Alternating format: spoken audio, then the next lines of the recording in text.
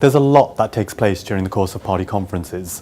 What we don't necessarily see is people focusing on what the policies are. We see a lot of noise around individual personalities, a lot of noise around party politics.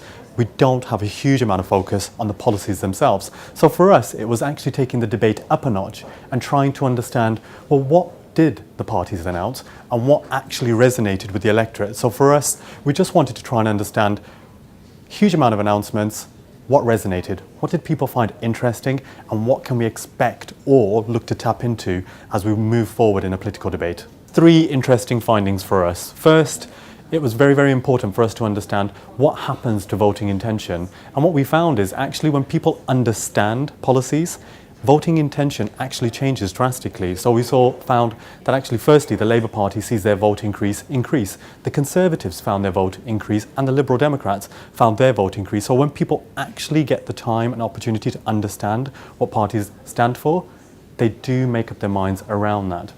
Second, it was around health actually. We know that health has been rising up the political agenda for some time now. What was very, very spectacularly interesting for us was, wow, it's now the number one priority for voters. So no longer is it the economy, no longer is it immigration, it is health that has been creeping slowly up the escalator, is now number one for voters.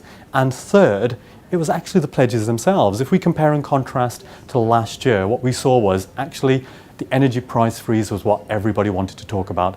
This year, lots of announcements. It was difficult to distill, well, what is the one pledge that people will remember and will have an impact on the ballot box? Well, it was the personal allowance. The rise from £10,500 to £12,500 in your own personal allowance was the one pledge that consumers connected with the most. That's what the electorate wanted to hear, and that's the message they took away. So for us, in total, really interesting results, fascinating insights in what's to come, and we've got 8 months more of this to come. So look forward to the next one.